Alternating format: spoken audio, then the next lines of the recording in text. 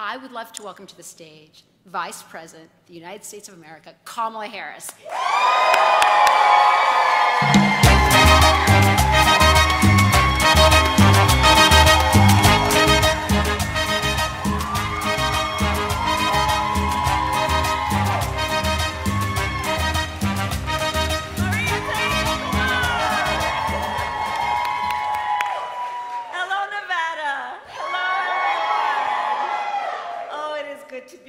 It is good to be back. I must talk about you, well, good, in front of your face. Otherwise, I was going to do it behind your back.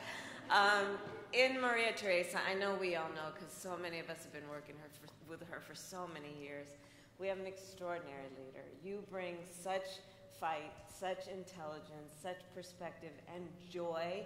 You know, I believe that we should all be joyful warriors. And you just have been a great friend to me on a personal level and as Vice President and to the President. Can we please give it up for Maria Teresa? Thank you. So this is my third trip back to Nevada in the last 2 months.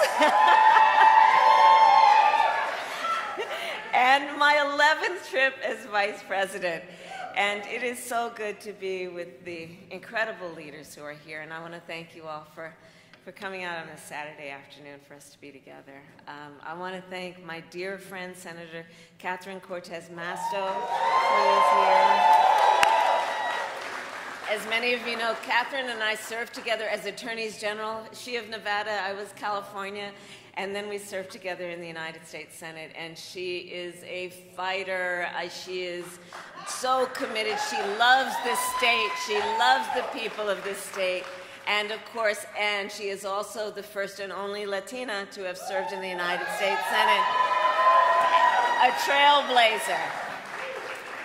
And to my friend, Congressman Stephen Horsford, I thank you for all that you do and all that you are. He is also the chair of the Congressional Black Caucus, and he is a powerful fighter for justice and for the people of this state. Thank you, Stephen. Thank you. And to our state party chairwoman, Danielle Monroe Moreno, for all you do. She and I had a chance to check in backstage, and she was telling me what she needs for this state, and I was listening. So today, I have to say, in addition to being with all the dear friends, I am so honored on behalf of the President and myself to accept the endorsement of Voto Latino.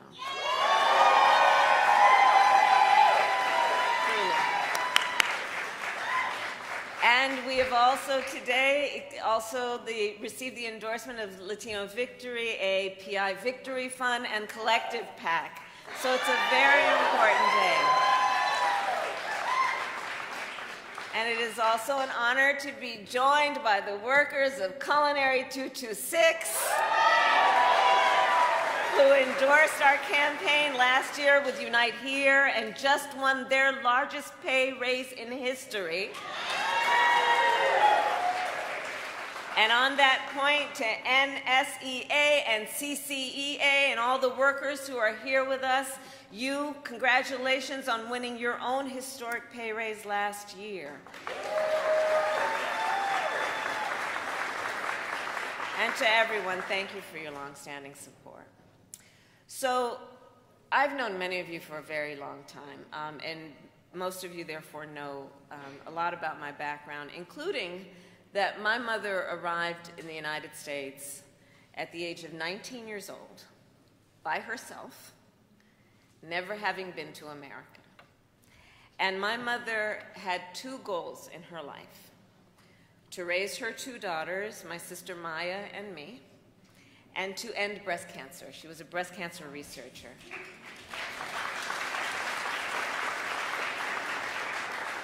And I could talk all afternoon long about who my mother was and what she means to me. But I will tell you, because of the fact that my mother never asked anyone for permission to pursue her dreams, never.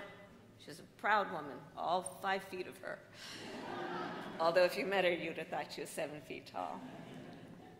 but it is because of the nature and the character and the strength and determination of my mother that within one generation, I stand before you as Vice President of the United States.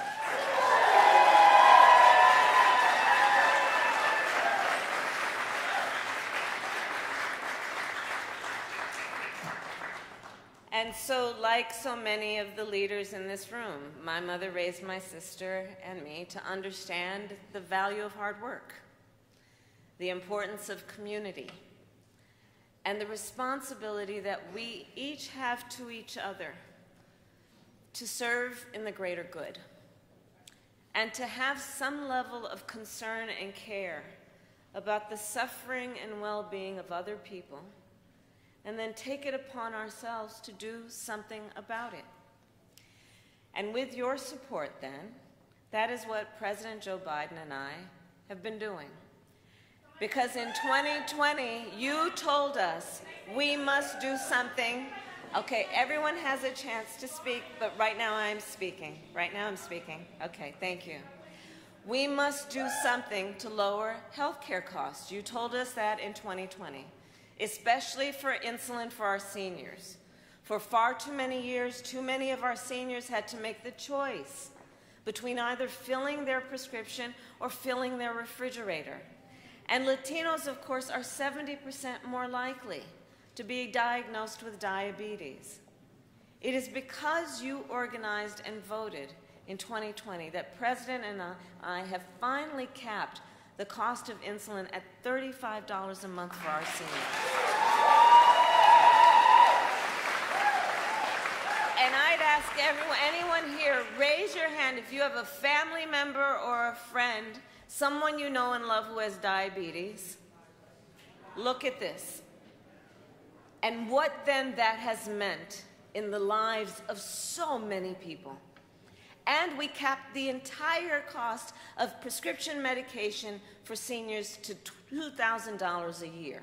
Again, understanding that our seniors should not have to make those kinds of choices between food and a prescription medication that a doctor said will save their life.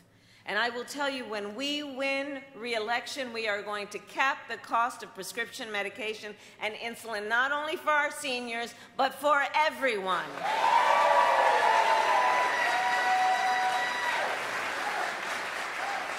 In 2020, you said we must do more to help folks struggling with student loan debt. And because you voted, President Biden and I canceled nearly $138 billion in student loan debt for almost 4 million Americans, on average of more than $30,000 per person. And for public servants like our firefighters and our teachers, the average is double that. Take Tilly Torres, who is here. Tilly is an English teacher here in Las Vegas. Hi, Tilly. And 35 years after graduating college, she still had $87,000 in student loan debt. And she thought that she would have that debt for the rest of her life. But because of what President Biden and I have been able to do on student loan debt, all of her debt has been forgiven.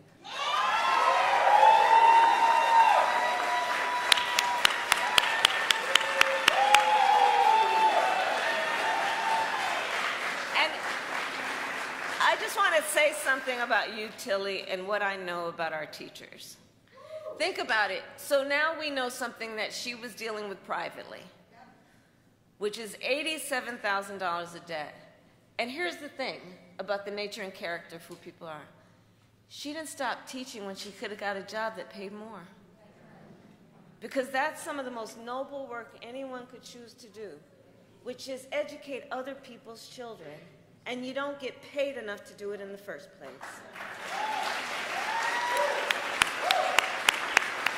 So thank you, Tilly. In 2020, folks said we need to take on the issue of gun violence. That gun violence is now the #1 killer of our children. Can you believe that? That 1 in 5 Americans has a family member who is killed been killed by gun violence, that Latinos are twice as likely to be the victims of gun homicide. So to keep our communities safe, we strengthened background checks and passed the first, thank you to the Congress members who are here, strengthened background checks and passed the first major gun safety law in nearly 30 years. And in my leadership, as the head of the first White House Office on Gun Violence Prevention, and in the memory of 1 October and all those that we have lost, we will and I will continue to work with our state and federal leaders, our local leaders, to continue the fight for an assault weapons ban, background checks, and red flag laws. And we will not stop. Nevada, in 2020, you said our immigration system has been broken for years and it must be fixed.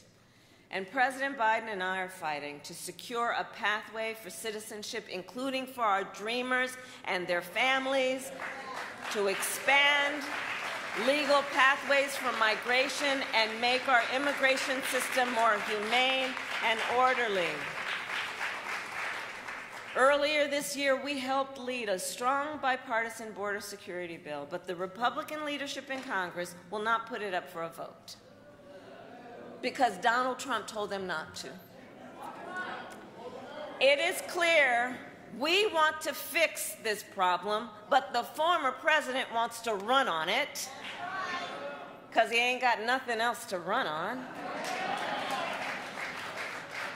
And we all know when it comes to immigration, as Maria Teresa said, his policies, man, cruel and ineffective.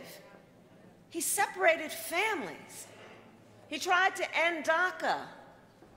And I'll tell you, many times over the years, I have worked with dreamers about how we can protect their future.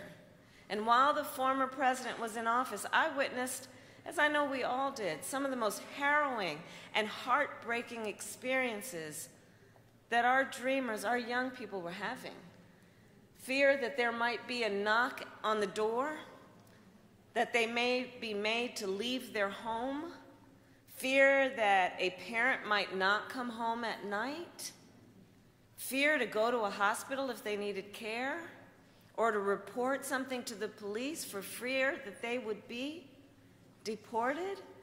Young people who otherwise have been serving in our military, working in Fortune 500 companies, contributing to the productivity and the strength of our country. And now the former president has vowed he will deport millions of people if he is reelected. So President Biden and I are guided by a fundamental belief. We work for you, the American people. And every day we fight for you. Former President Trump has made it clear time and time again, his fight is not for the people. He fights for himself. He openly talks about his intention to weaponize the Department of Justice against his enemies. He openly talks that he is, quote, proud that he overturned Roe v. Wade, proud that he took the freedom of choice from millions of women and people around America, proud that young women today have fewer rights than their mothers and grandmothers.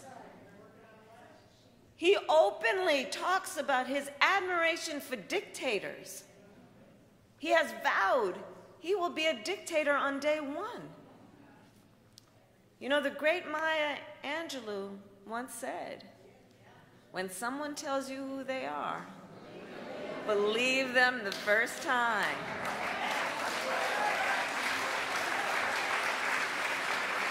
Well, the former president has told us who he is, and it is on us, then, to recognize the profound threat he poses to our democracy and our freedoms.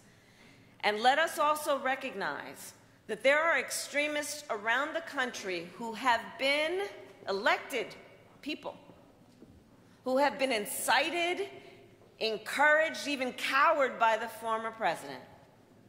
In this moment, just look at states across our country where we witness a full-on attack on hard-fought, hard-won fundamental freedoms and rights. The freedom to vote, the freedom to be safe from the horror of gun violence, the freedom to be who you are and love who you love openly and with pride. The freedom of a woman to make decisions about her own body and not have her government telling her what to do.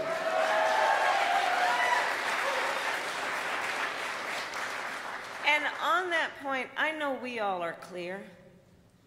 One does not have to abandon their faith or deeply held beliefs to agree. The government should not be telling her what to do. The government should not be telling her what to do. Attacks on fundamental freedoms, that's what we're looking at. And understand in our fight, as we do, it doesn't have to be this way. It doesn't. I say that in particular to the young leaders who are here. It doesn't have to be this way. And as President Biden made clear at the State of the Union, when we win majorities in the United States Congress, and when Congress passes a bill that reinstates the protections of Roe v. Wade, Joe Biden will sign it.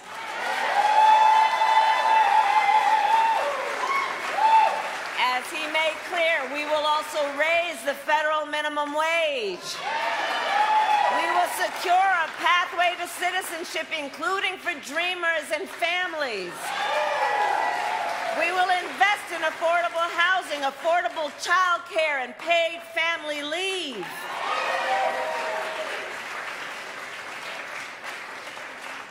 And the bottom line is that in this election, I think we all face a question. And that question is, what kind of country do we want to live in? Do we want to live in a country of liberty, freedom, and rule of law, or a country of disorder, fear, and hate? Each of us has the power to answer that question at the ballot box.